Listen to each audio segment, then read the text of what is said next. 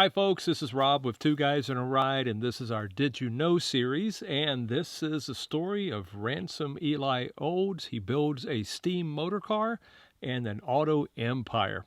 Have you ever wondered about the pioneering minds behind the cars that revolutionized the automobile industry? Today we're diving deep into the fascinating story of one such pioneer, Ransom Eli Olds, the genius behind the Oldsmobile brand. Born in Geneva, Ohio in 1864, Ransom Eli Olds was destined to become a key figure in automotive history. His father, Pliny F. Olds, owned a blacksmith shop that later expanded to manufacturing steam engines. Young Ransom was always around machinery, and he showed a keen interest at an early age. Olds founded the Olds Motor Vehicle Company in Lansing, Michigan. Olds was the first auto company incorporated in the United States, dating to 1897. Its history could be said to have started 10 years before, in 1887, when Ransom, in his early 20s, built a cumbersome three-wheeled steam-driven vehicle. By 1896, Ransom Olds had developed a gasoline-powered vehicle with 5-horsepower single-cylinder engine. Olds formed a company to produce his vehicle, but only a few of the 1898 models were produced because his subsidiary, the Olds Gasoline Engine Works, was so busy producing engines for other inventors trying to develop new motor vehicle companies. In 1899, the Olds Motor Works was formed, combining Olds' two previous companies and capitalizing the new company to mass-produce motor cars, with lumber baron Samuel Lotta Smith providing capital.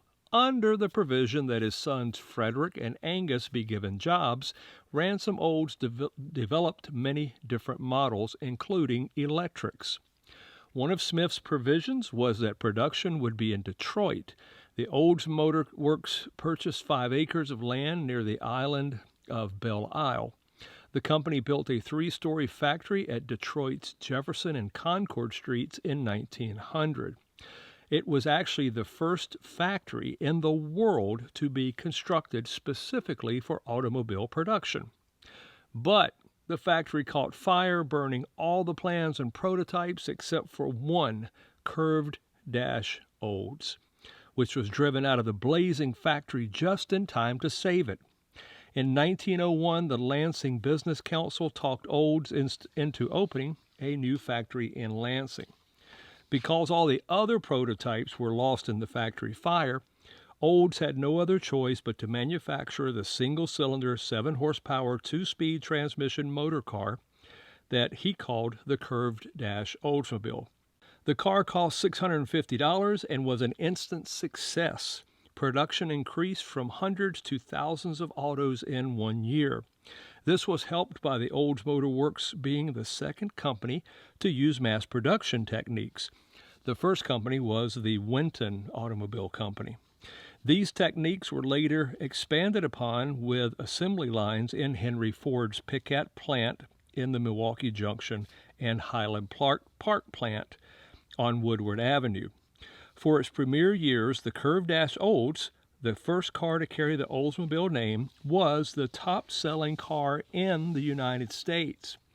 Its place in pop culture was assured when Curved Dash Olds became immortalized in the song "In My Merry Oldsmobile." Ransom E. Olds' most successful creation was that Curved Dash Oldsmobile, which debuted in 1901. The car was incredibly affordable, reliable, and easy to handle, making it one of the first mass-production cars in the United States.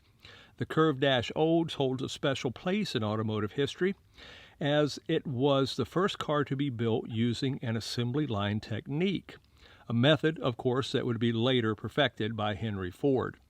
The Curved Dash was a game changer, proving that automobiles could be accessible to ordinary people. This innovation not only revolutionized the automobile industry, but also had significant economic impacts. By 1904, Olds Motor Vehicle Company was setting new standards for manufacturing efficiency and product consistency. Under Ransom's leadership, the Oldsmobile brand became a household name. Imagine this. It was so popular that by 1904, Olds Motor Works had produced over 5,000 vehicles. The success of the Curved Dash Olds inevitably attracted numerous competitors, driving further advancements in automotive technology and manufacturing processes. Thus, the Curved Dash Oldsmobile not only marked the advent of modern automotive culture, but also laid the groundwork for the future expansion of the automobile market. Furthermore, this pioneering vehicle inspired a wave of innovation, leading to the establishment of various support industries, including tire manufacturing, fuel stations, and repair shops. The infrastructure for roads also developed rapidly, changing the landscape of urban planting and connectivity. By making automobiles accessible to a broader population, the Curved Dash Olds played a pivotal role in shaping modern lifestyles, influencing social mobility, and contributing to the notion of individual freedom that defined the 20th century.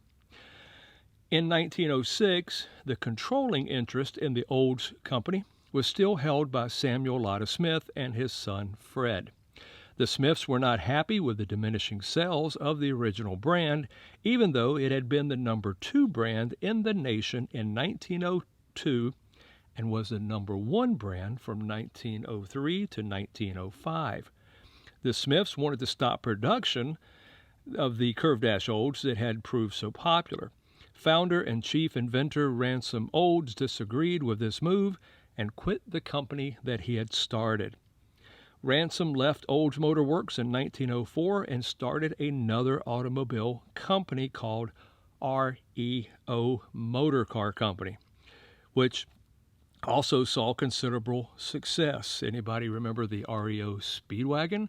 No, it's not just a band. It was actually a vehicle in the teens, and it was a truck. Actually, it was the actual brand of that truck.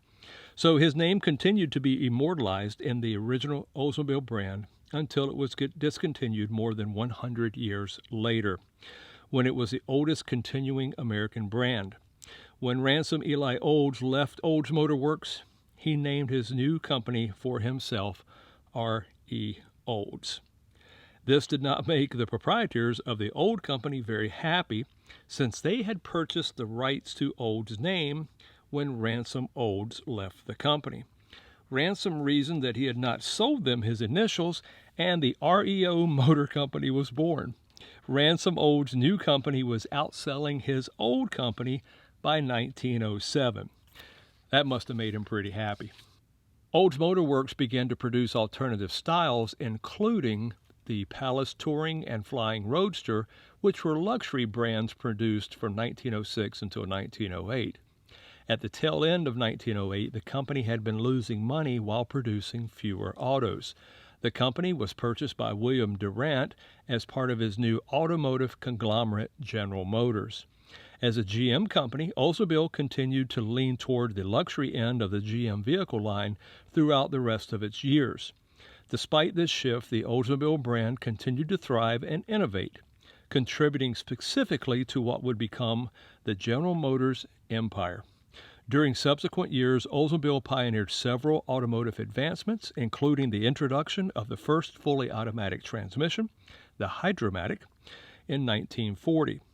This innovation revolutionized the driving experience, making it more accessible and comfortable for the average driver.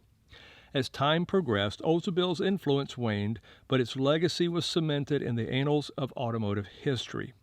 In 1942, the Olds Motor Works nameplate was changed to General Motors Oldsmobile Division. In 2004, barely after its 100th anniversary, the auto line was retired by GM. Today, car enthusiasts and historians alike regard the brand as a pivotal force in the evolution of the modern automobile industry. Even after its discontinuation in 2004, the impact of Oldsmobile's innovations can still be felt. Collectors treasure the classic models, and auto museums often feature displays dedicated to the brand's rich history. This enduring respect showcases how deeply Oldsmobile has embedded itself in the cultural and technological fabric of automotive progress. Hey folks, this is Rob with Two Guys in a Ride. Thanks for watching.